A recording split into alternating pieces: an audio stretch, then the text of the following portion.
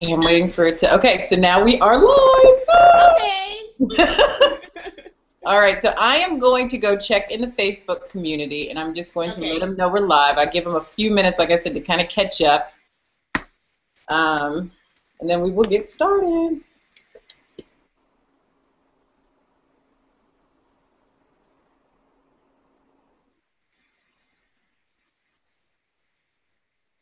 Okay, we had somebody that came on just early enough to make sure that you were really going to be here. I thought that was so cute. Oh, really? I was like, yeah, she's really going to be here. What did they think? I was just gonna make it up? I don't know. That's just a super fan. I love it. All right, so we are going to go get started. I want to thank everybody. Okay, so now we are live. Okay, so you can hear it. Hold on. All right, so I am going to go check in the Facebook community, and I'm just going to let them know we're live. I give them a few minutes, like I said, to kind of catch up. Now, see, that's me talking, and then we will get started. I'm trying to figure it out where I'm coming from, because I'm coming from two places. I'm gonna put a cough drop in my mouth. Okay. All right, so we are live. I got all the audio turned off, and we are good. Okay. Welcome to another Grow Global seminar. My name is Nikki Woods. I am your global visibility expert, and we're going to talk today. I'm passionate about just about everything I get involved in, but this one is really near and dear to my heart. We are going to talk about writing, but more importantly, what do you do after you write? I tell people all the time that sometimes the writing is kind of the easy part. Then it's like once you get it, what do you do with this great work of art that you have put together and the literature that you have compiled. So we are going to talk about that, and I am so pleased to have an expert. Not only is she a writer, she's a best-selling author, but she has, along with her writing partner, started a publishing company, so she can kind of talk to both sides of the fence. But I want to tell you a little bit about our special guest. Her name is Victoria Christopher Murray, and she says that she always knew that she was going to be an author, even as she was taking an unlikely path to that destination, as we sometimes do. She's a native of Queens, and she first left New York to attend Hampton University, where she majored in communication disorders. And then after graduating, she went to New York University, where she received her MBA, then spending 10 years in corporate America before she decided she was going to go ahead and test her entrepreneurial spirit. She opened a financial services agency where she managed the #1 division for 9 consecutive years. However, she never lost that dream to write, that passion to write, and when the bug hit her again in 1997, she answered the call. So her first published novel, Temptation, came out in 2000, and then Time Warner published that novel. She made numerous bestsellers lists with that one and remained on the Essence bestsellers list for 9 consecutive months. In 2001, Temptation was nominated for an NAACP Image Award in Outstanding Literature.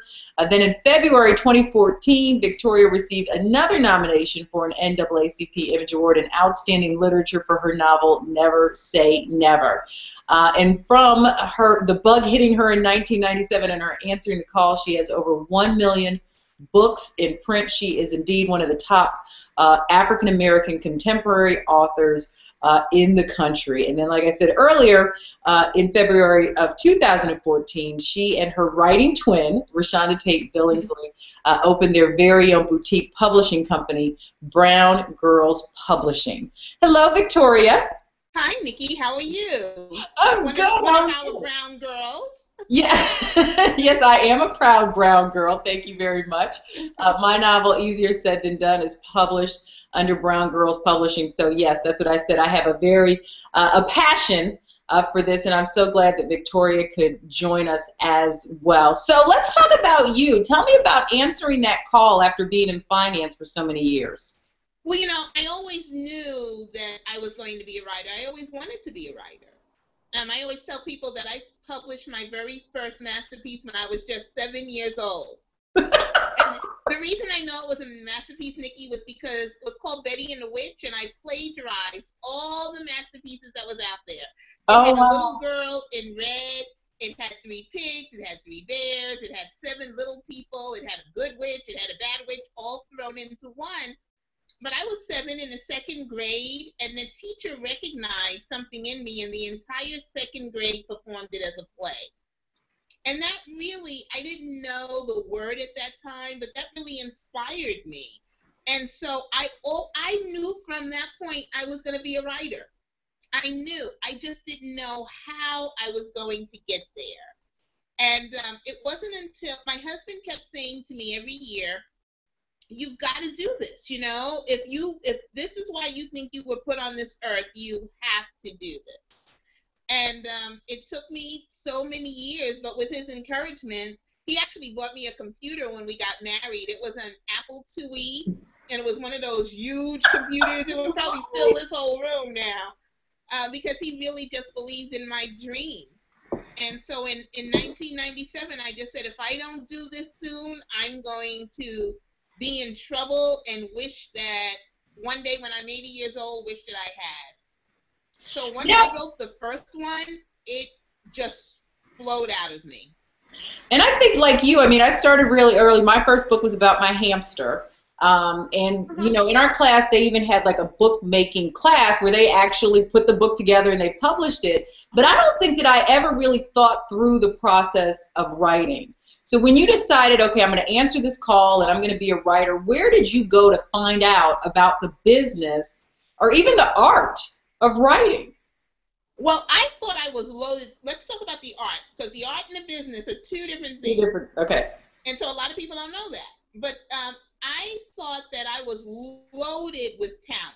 I think I had done so well in school because I could write from that second grade all the way through getting my MBA.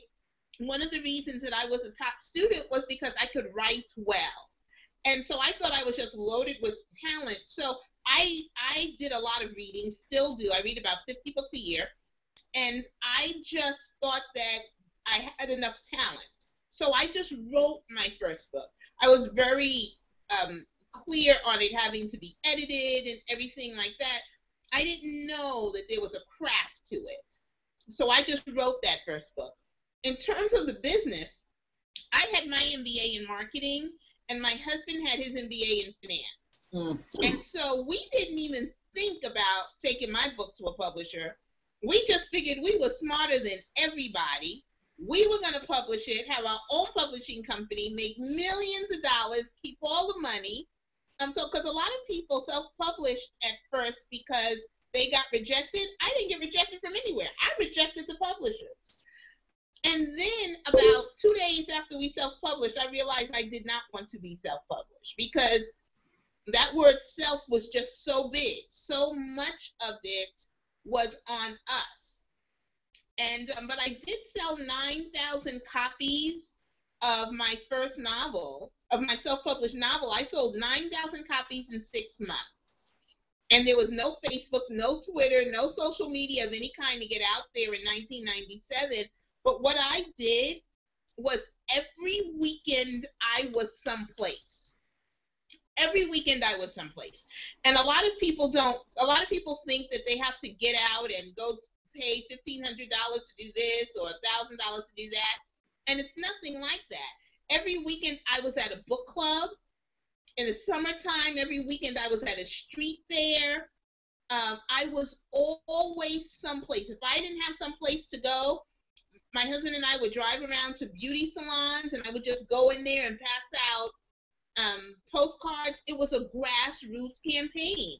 And I sold books like this because if you have a well-written book like you have, Nikki, once people read the book, they're going to tell other people about it.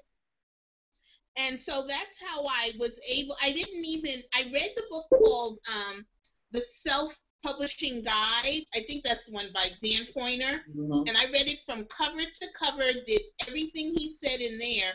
But I treated it as a business, and I treated it as my business, and I treated it as a marketing business.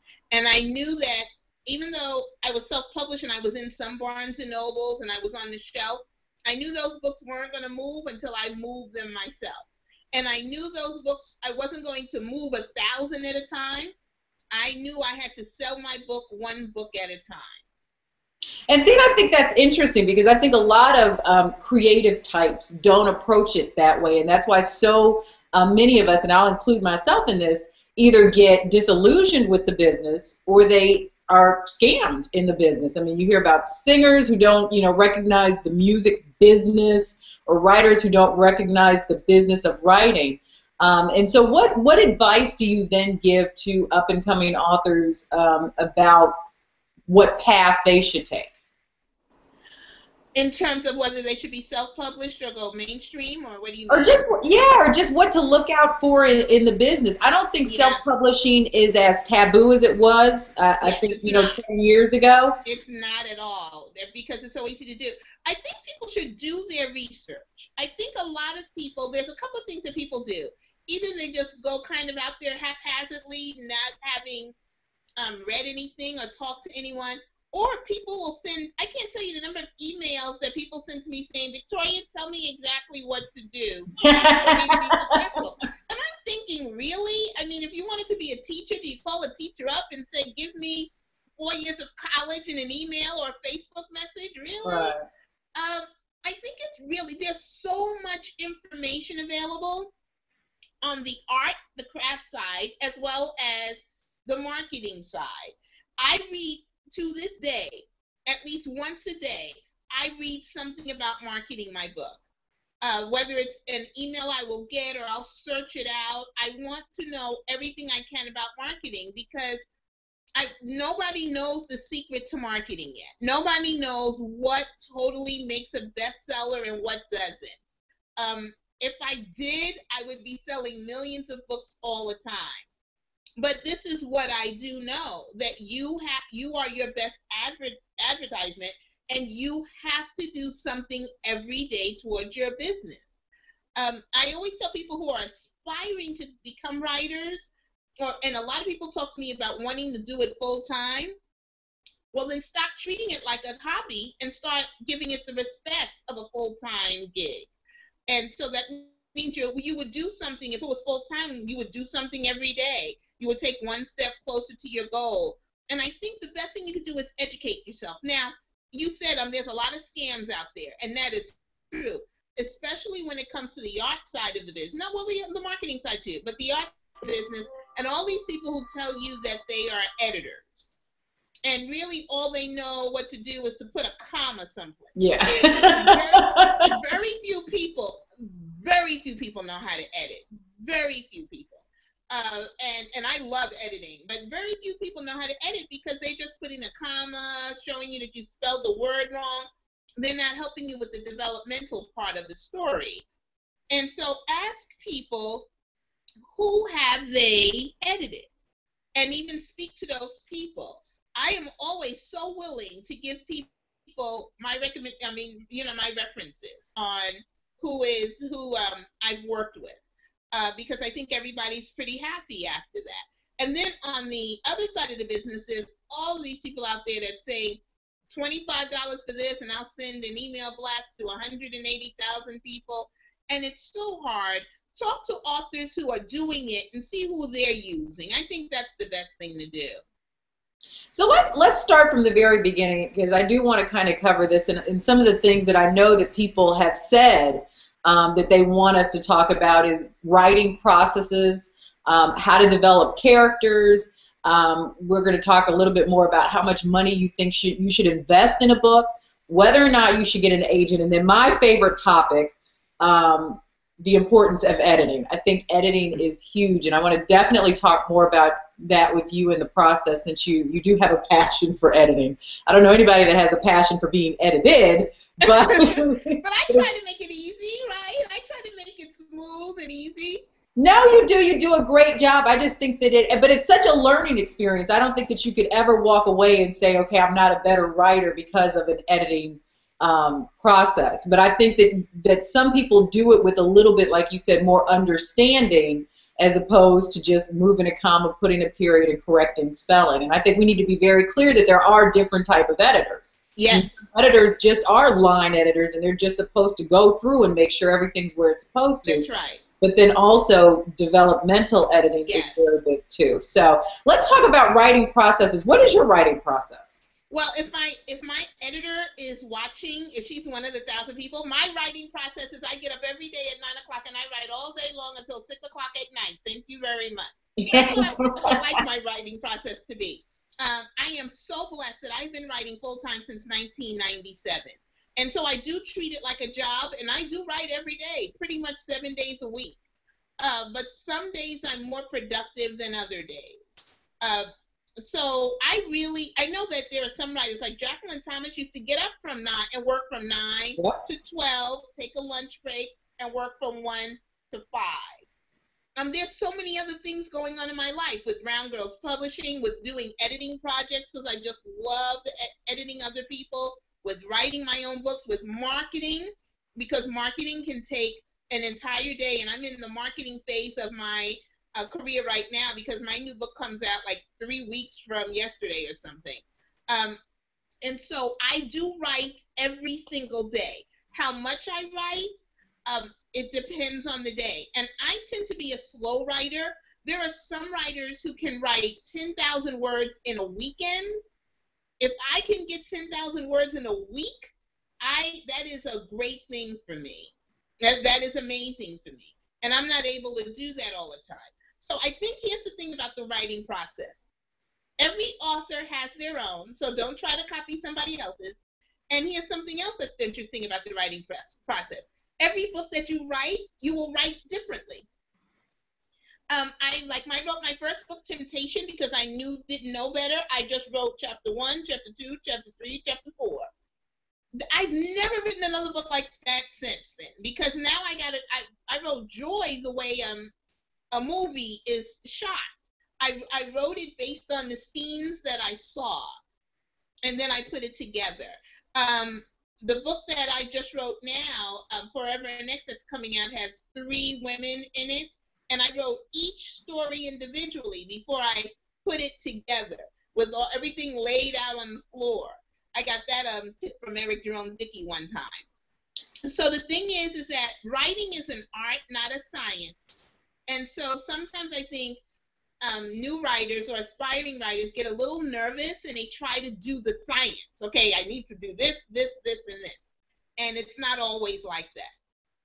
Yeah, I agree. I mean, I think for me, the only thing that I do the same every time is I always have a title. I don't care if it's a blog. I don't care if it's a book. I have a title first.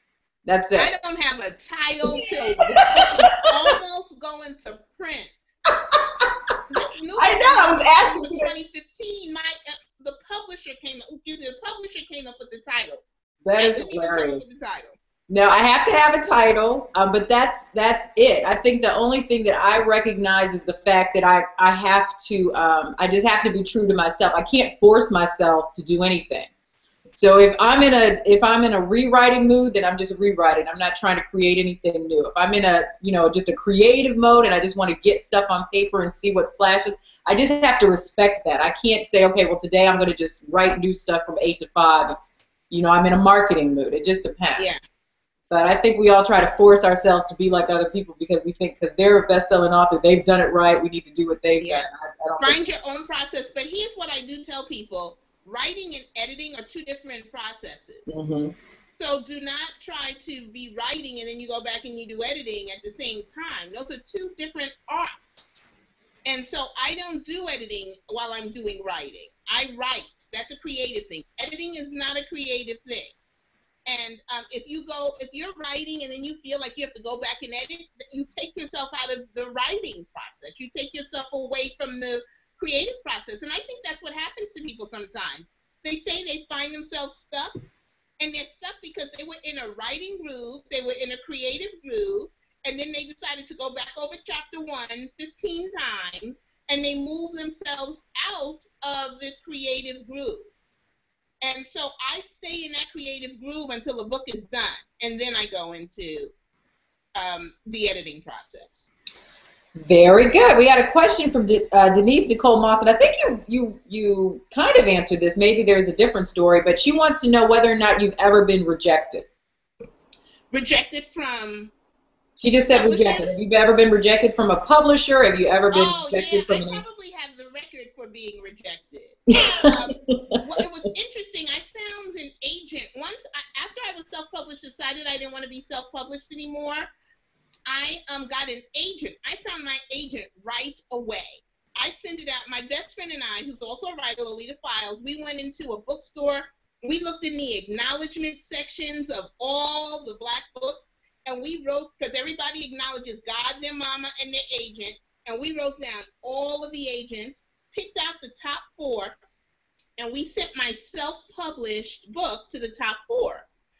And the next day, I was watching Oprah, and the phone rang, and I almost didn't answer. And I picked up the phone, and she said it was Denise Stinson, who was one of the biggest Yes. agents. And so I was like, oh, hello. I mean, I was like going crazy. And she said she had read the first 50 pages, wanted to know a little about me, and she was going to read it over the weekend. Then that Sunday, it was Super Bowl Sunday, and that was when we had dial-up. So if you were on the internet and the phone rang, it disconnected you from the internet. So the phone rang, and I was pissed. And it was Victoria Saunders, another big big agent, yeah. And so I chose to go with Denise Stinson, and that was in 1997. And she said when she read Temptation that it was one of the best books she ever read from a new author. She said, we are going to make a lot of money on this. 2 years later, I still didn't have a book deal with the biggest agent, one of the biggest agents in New York. And that's because in 2 years, I was rejected from every single major publishing house in New York, in Chicago, in Germany, all over the world. I was just rejected by everybody. And then it was so interesting because it really is about God's timing. It's just that 2 years later, the first publisher who rejected us, Time Warner, circled back around and said, you know what, is she still available? And so I was rejected from every major publisher. And now every single major publisher knows my name.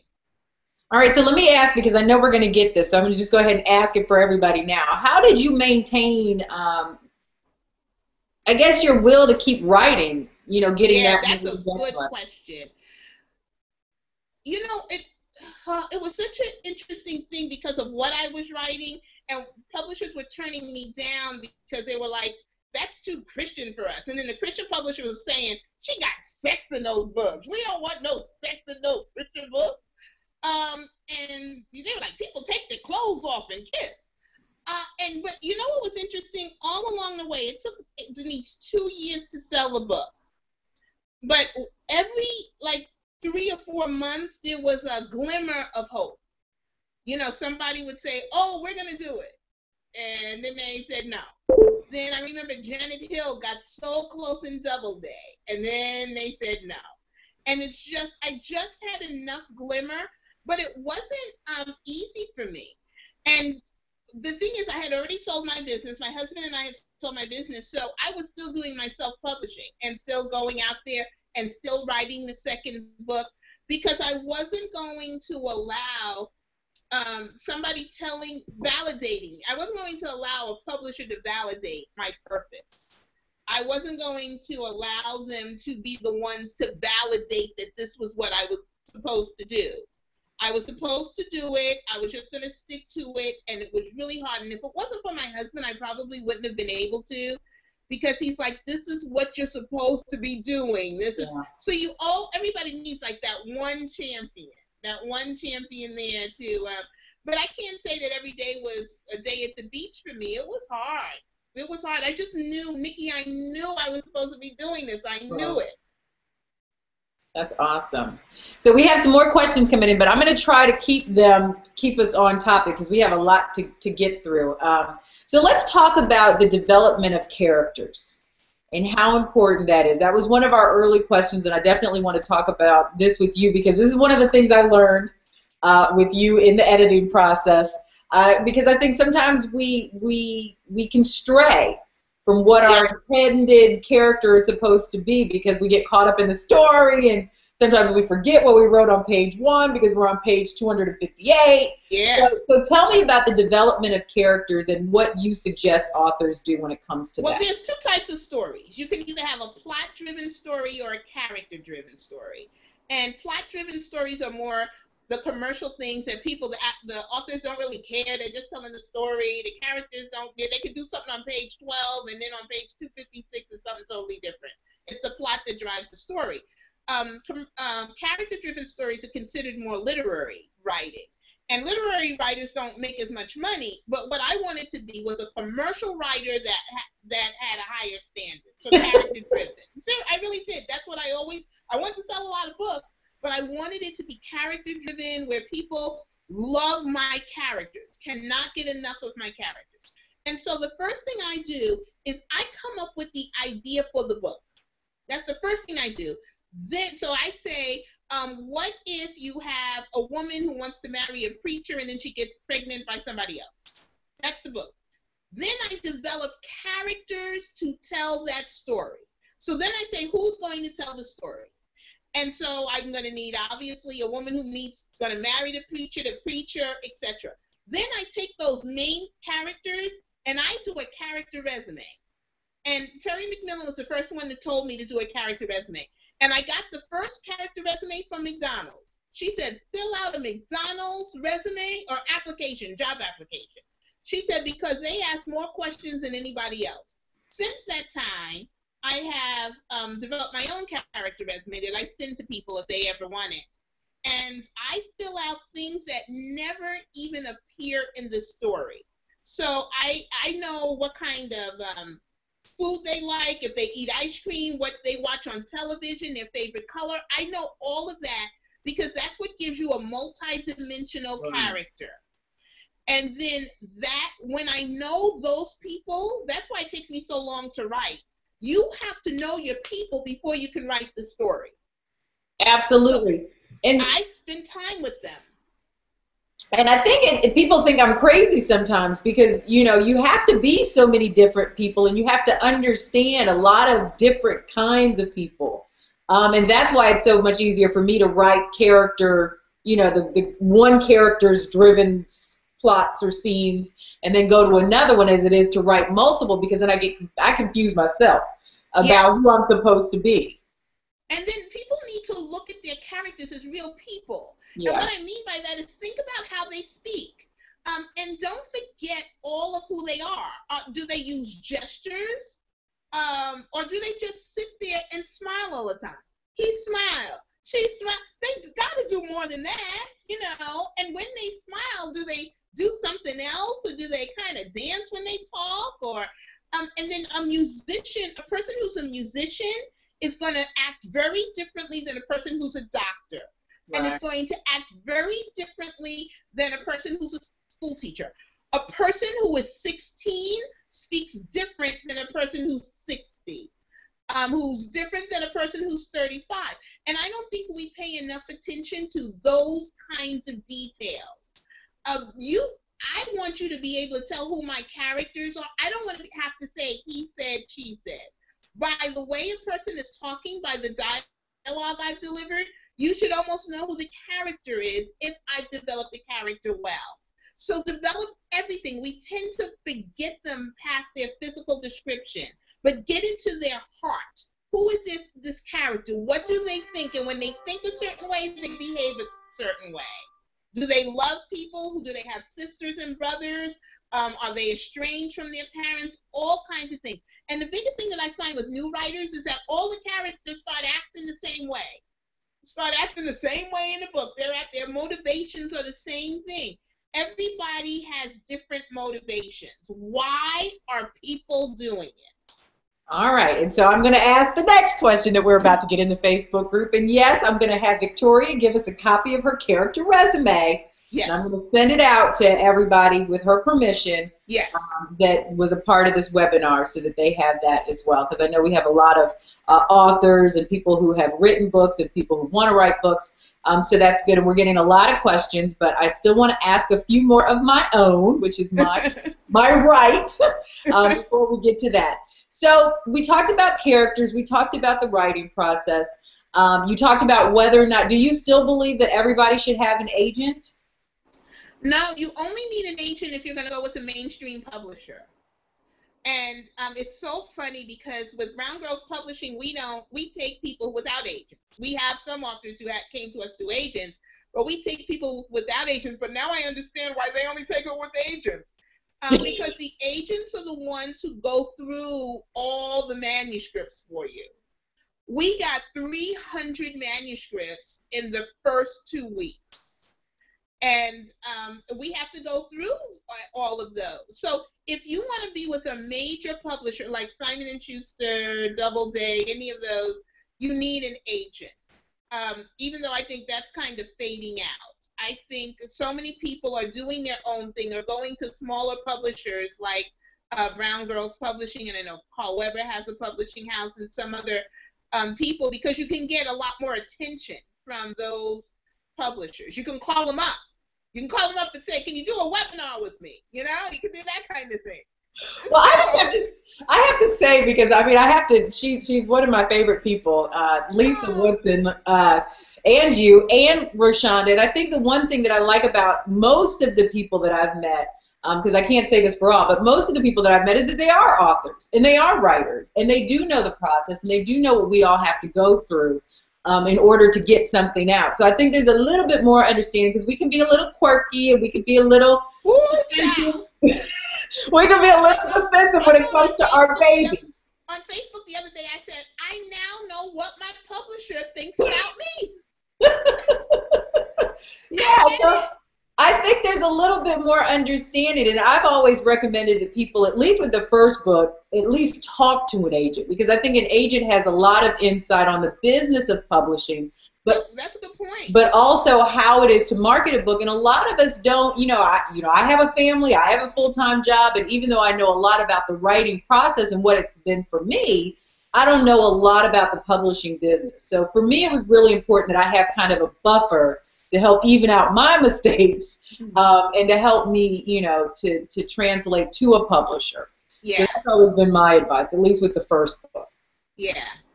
Yeah, well, we're very happy to have you, but that's a whole different webinar. But we're so happy to have you because you are an amazing writer, and I told you that.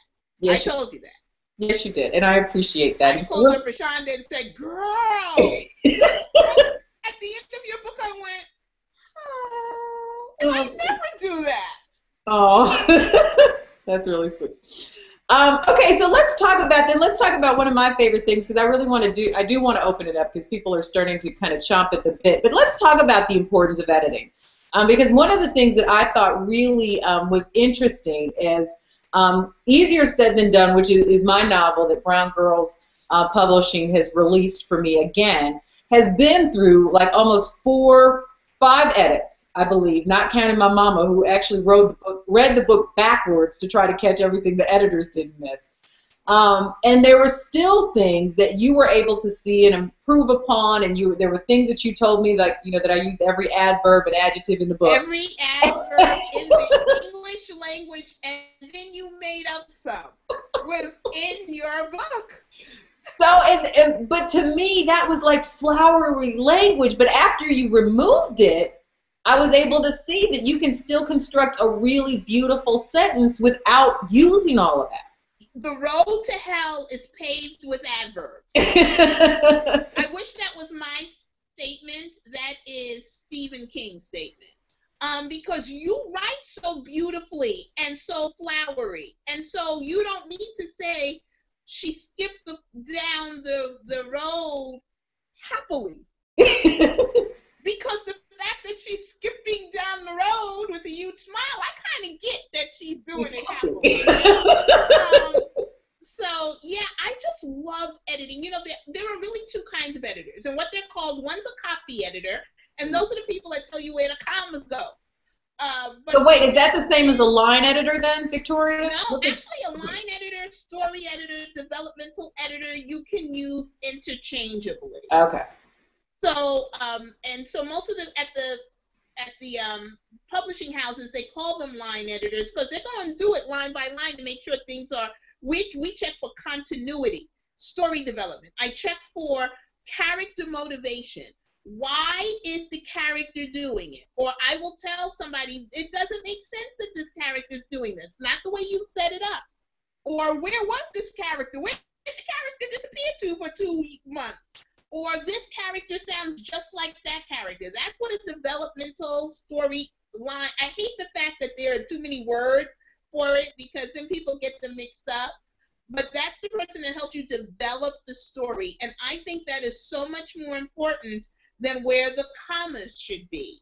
And the challenge is that when people hear editor, they give it to Pookie, because Pookie got a B in English in the 10th grade, and they kind of figure Pookie could do it for them. And that's the challenge with somebody who just loves you. They're never going to tell you what could be done better, and they may not know. The fact that I love you, if I take your editing project, I love you. I want the best product out there. And I will do everything to make sure that we're checking to make sure I'm taking out those adverbs. I am making sure that the characters really, does it make sense that they're doing this in this part of the story, then they do this in that part of the story.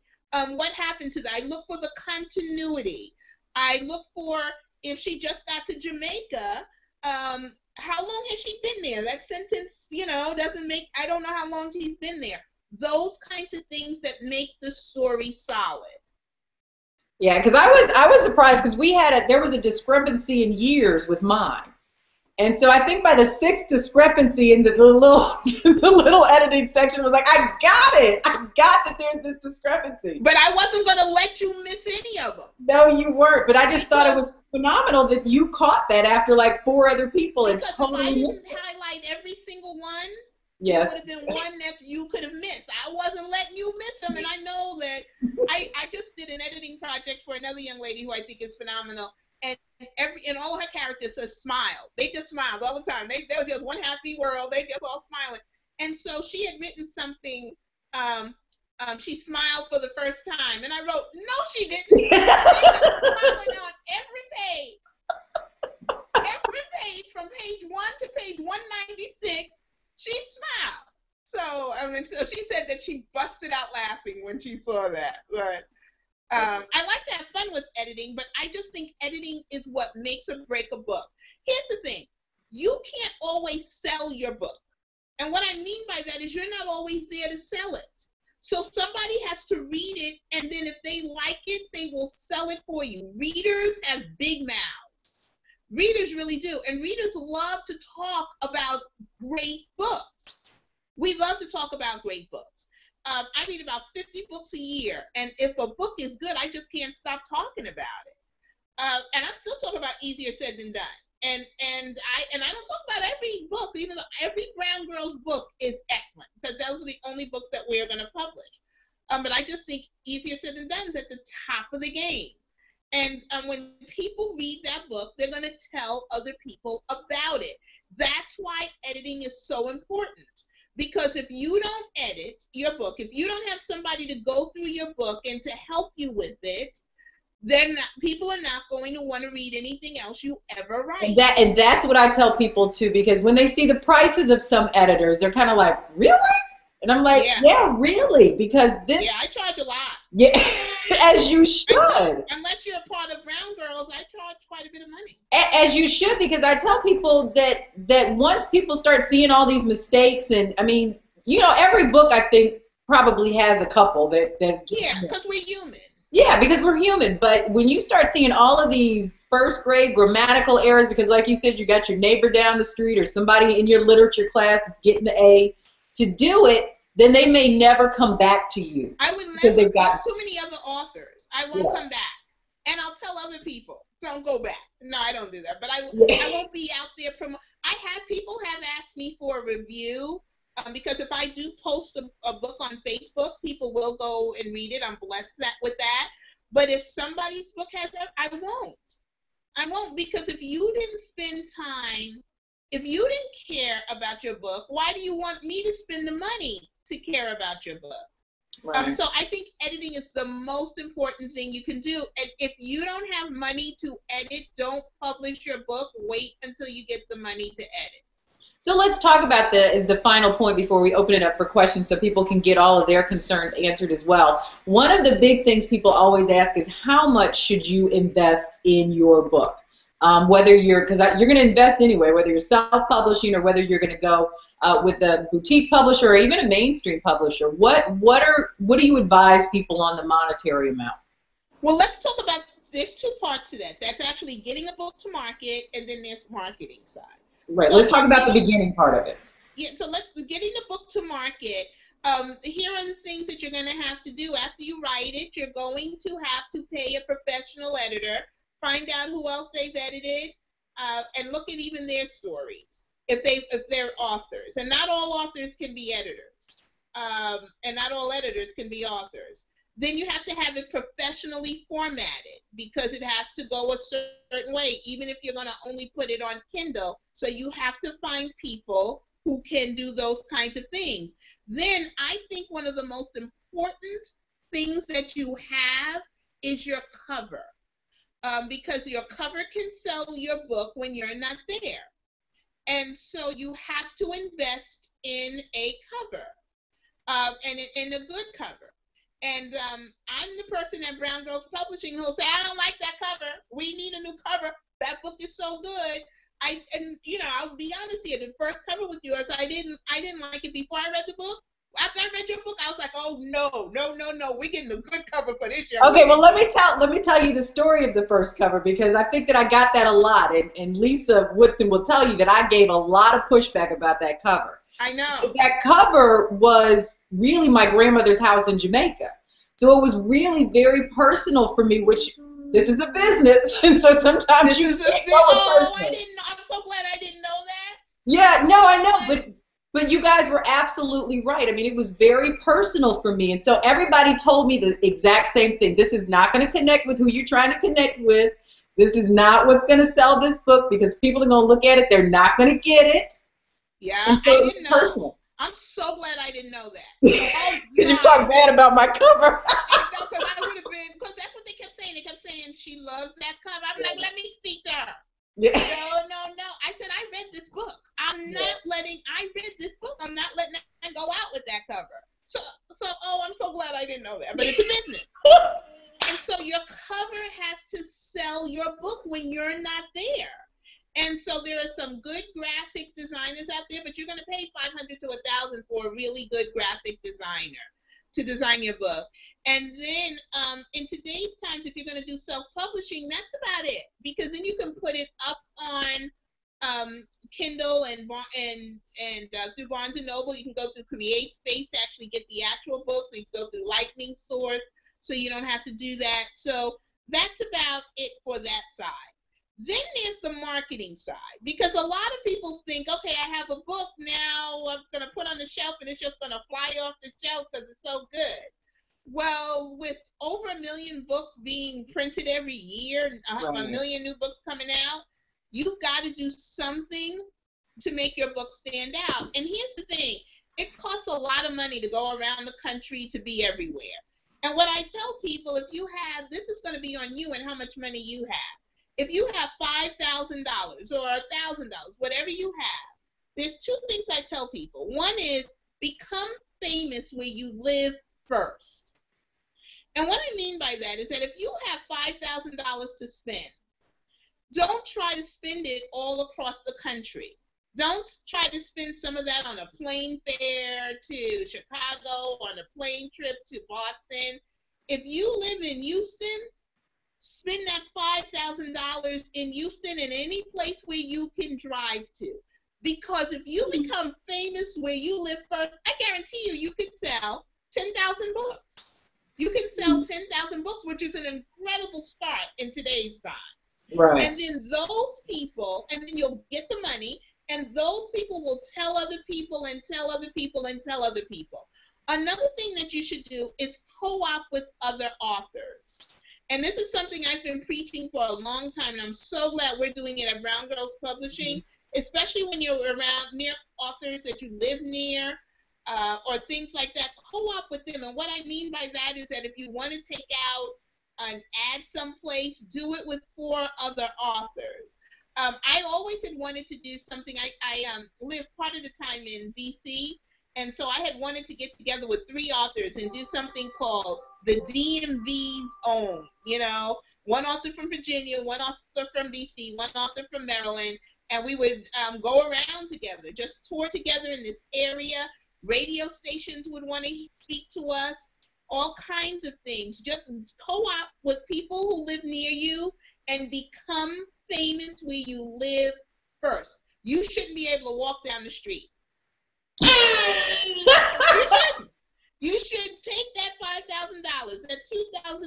and put it all in your city. All right. Well, and that's very good advice, and I think that you're absolutely right. I mean, I think that most people assume that a lot of times that this journey is glamorous, Ooh, and not child. so much. I've been doing it since 1997, and I haven't found the glamour part of it at all. Yeah, it's definitely a grind, but if it's your baby, and you definitely want everybody to see her and love her and appreciate her, and so you do it. So, two quick questions that came up while we're talking about this. One was, what do you think of Create Space? So, what do you think of that? And then also, I want to talk about digital now versus hard copy. So, what do you think of Create Space? Oh, I like it. I love the idea. I know there's another company called Lightning Source, but I like it because then you're not. When I self-published, my husband and I spent $50,000 to sell 9,000 books. It was a $50,000 investment, and we made back $30,000 in selling the book. And so we had to print the books ourselves, put them in the garage, hope this, and it was crazy. I love Create. I love it. I know a lot of people don't like it, and I don't know why they don't like it, but I like it. Okay, and then so I know you and I had a conversation about digital versus hard copy. So what do you like, or what is selling? What do people now seem to prefer as readers? Well, it used to be it had gotten as high as 50-50, digital versus paperback, and it was a digital thing that was starting to put all the authors out of business and all of the publishers out of business and bookstores. But it's interesting. Digital is kind of coming down. I think a lot of people are saying, you know what, I really did like that digital thing for a moment, but it's not going to disappear, ever. Yeah. Because there are kids that will never even watch television anymore. They're watching everything on their iPads. So it's never going to disappear. You're going to get more. But now it's about 30-40% of people are reading digitally versus reading the actual book. It really is a personal preference. If you're going to do it, you have to do both. I know people that have just the actual book, and you're throwing away too many people. Yeah, I used to think that I would never, ever be a digital reader. I wanted to hold it. I wanted to see the cover whenever I wanted. I wanted all of that. But then, just with traveling alone, it's so much more convenient to have 52 books on an iPad. I've had a Kindle since 2007 because I was, never going to do that digital thing, ever, because I'm a book snob, and I'm way too. And I was talking to Stephen Barnes, and he said, well, what about for, like, nonfiction books? While you're traveling, you can have all your writing books with you. I was like, oh, that's a good idea. And so I got the Kindle and pulled it out the box, and it was just so intuitive. And I remember I was reading Eric Jerome Dickey's Pleasure. I had paid $26 for that hardback book. I was in the middle of big hardback book. I know. And it was Pleasure. It was a big one. And I said, oh, no, I'm not buying the digital. I paid $26. I was in the middle of it.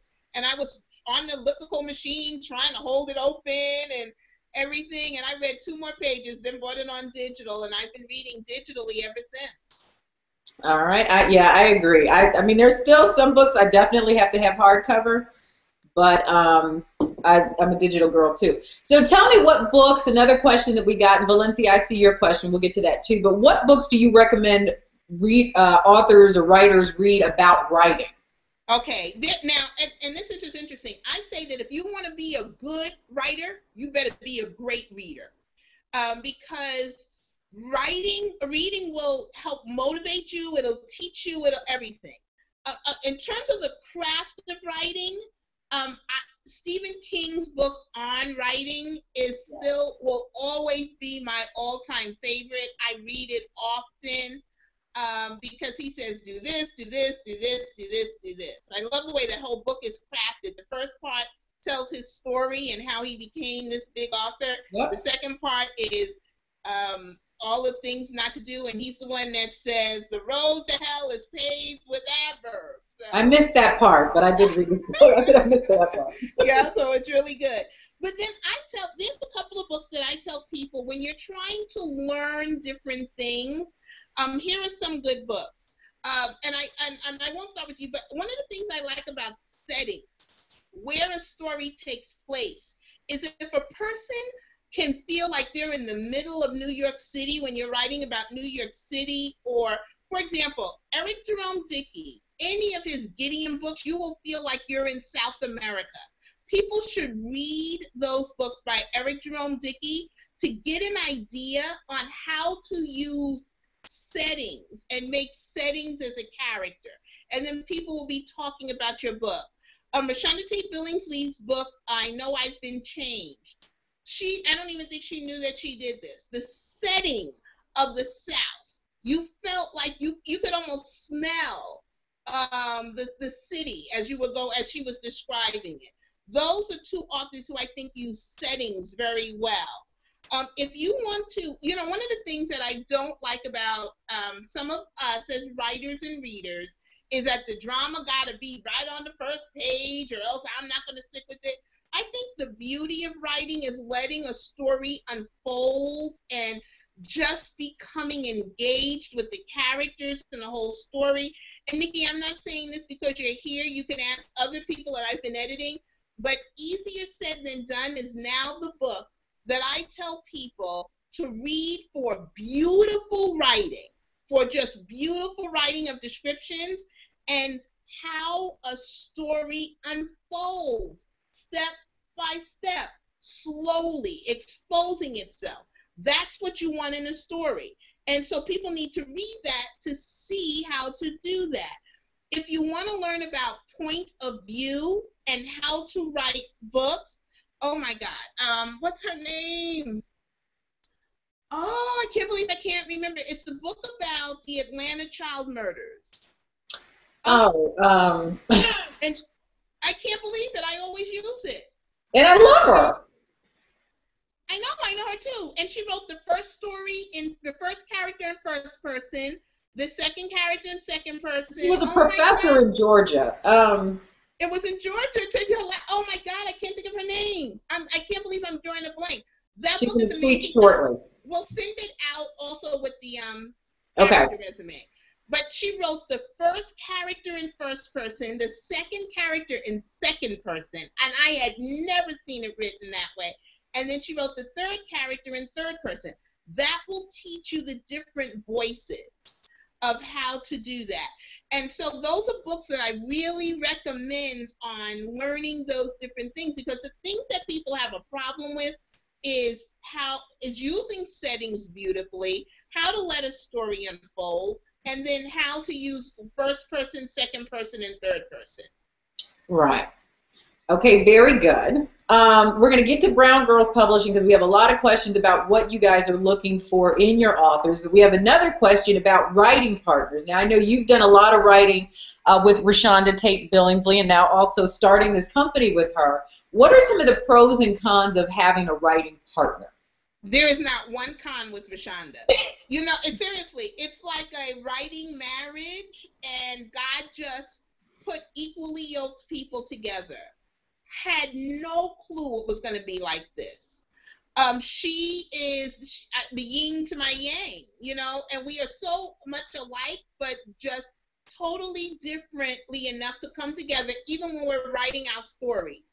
Not one con with her, and I'm not just saying that. I love being with her. I love traveling with her. When we write our stories, I write a chapter, send it to her. She writes a chapter, sends it back, and then I have to respond to it. We almost run the business that same way with Brown Girls Publishing. I'm blessed. My father always said this, that there's very few people who are equally left brain and right brain. So when I have to write, I can be creative. When I have to edit, I can be creative. But I know how to run a business. I have my MBA. I know how to run a business. And so I'm the business person here, and she does all of the marketing, and she works with the authors and all of that kind of stuff. So I think, though, that everybody's not going to have it. When Rashonda and I first started, we saw all of these partnerships pop up, and most of those people are not even speaking to each other anymore. Yeah, and I was going to say, because I have a writing partner too, and I think that it is definitely a fine thing, just finding that balance and finding somebody that you trust, not only with writing a comparable story, but writing for you. I mean, I would just as easily publish what she writes as what I write. I mean, but finding that right person. It's like you said, it's like a marriage. It's like a marriage. Like a marriage, so you better find the right person. And it's not just for marketing things. You got to find the right person. All right, so we got about 5 minutes left of just pure wisdom. You have been phenomenal, Victoria. So we're getting a lot of questions about what Brown Girls Publishing is looking for in authors. What do you guys have coming up? I want to definitely talk about some of the authors that you guys have on board because there's so many talented people. So let's talk about that. What is Brown Girls Publishing about, and what are you all looking for? You know, we wanted to be different. We noticed that with all of these great authors were not getting new contracts, and then people like you were not being published. And so we wanted to have a publishing company that would be the best in books. I don't want people to forget that we have good books. Sometimes people just look at us as publishers and they forget to read the books because we have great books out here. We were looking for, every time somebody picks up a Brown Girls Publishing book, I want them to say, I know that book is going to be good. The only reason a person will not like a Brown Girls Publishing book is they don't like that genre. It's not going to be because it wasn't well written, because we have all genres. We want everything from romance to science fiction. We have black writers, we have white writers, we have men, we have women. But every book is so well written. I'm so proud of that. And that's what we're going to keep. And so do they all come to us that way? No. The story, we know that the stories are, now you were almost there. You were almost there, Nikki. So, but we did work. Every adverb in the English language was in your book. But we work with you. If it's a good story, we will work with you. And I'm just going to say it. I don't ever brag. You can ask Rashonda, because she says that I never say anything good about myself.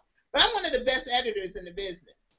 And so I work on all of these books. I work on every book. So until it is something that Rashonda and I can say Victoria Christopher Murray and Rashonda Tate Billingsley presents. And when we can say that, then that book comes out. So we're doing right now fiction and nonfiction. We're not doing children, though we're going to come out with a line called Little Brown Girls because we want to feature some young writers. And then we're have some really big, exciting news coming very, very soon. I know. I think we sign the papers tomorrow, and then we'll be able to tell, Nikki. Okay, good. So we'll definitely keep everybody posted. So tell me about some of the authors and what the differences and the nuances that they bring to the table, because you do have a talented crew. Isn't that great? I mean, well, we started with Lisa Woodson and Dwayne Joseph, both who had been writers before, both who were totally different writers. Lisa knows how to bring the drama, over-the-top drama with an aunt who's in love with her niece's fiance. Really good story. And Lisa is, she needs to be everybody's publicist. She could be President Obama's publicist. She just works very hard on the marketing side of the business. Absolutely. She can write, but I don't know another author. She makes me tired. I want to know what's in her Kool-Aid. Dwayne is way laid back, but I just wish people would give him a chance and read his book. He's a young James Patterson and better. Very well written. The mystery book is off the chain. We had you, and I had met you years ago, and Lisa said, Victoria, Rashonda, you should talk to Nikki because she published and didn't have a good experience. I was like, you think she'd be interested in us? And then we called you, and 2 seconds later. And so we're just thrilled to have you. We have Ronnie Tees on, a non-brown girl. She's a stage 4 breast cancer survivor, a woman I've actually known for over 30 years. And when we got the news, we didn't think she was going to make it because she didn't find out she had breast cancer till stage 4. And she's written a really interesting romance suspense story called Twist. I really want her to write her story because what she survived and she's thriving. And then we have Candy Jackson, who's always wanted to be a writer. She used to read a book a day. She wrote a book called Pink and Patent Leather, about a woman who's heard the voice of God, and the God has told her to steal some lady's husband. But this woman really believes she's heard the voice of God. So it's just a nice, diverse group. I'm just so proud. We just did the Motherhood Diaries too. And I like that because one of the things we're doing, I think you saw today, we were talking, is that we're trying to do an anthology now.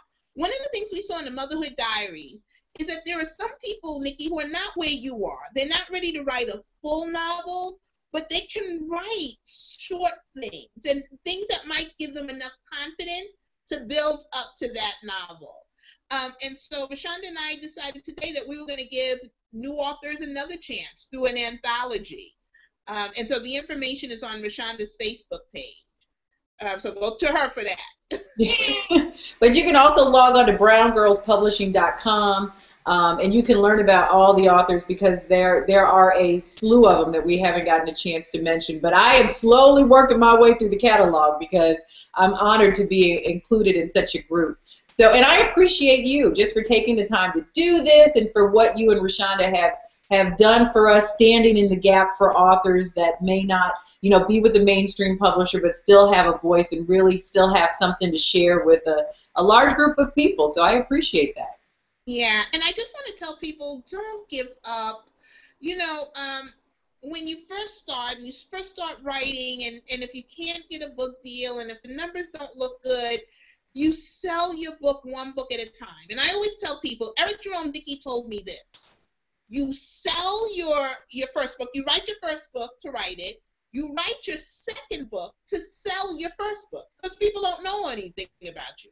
And then you write your third book to be known because then you have a catalog of books that people can then go back and then people start talking.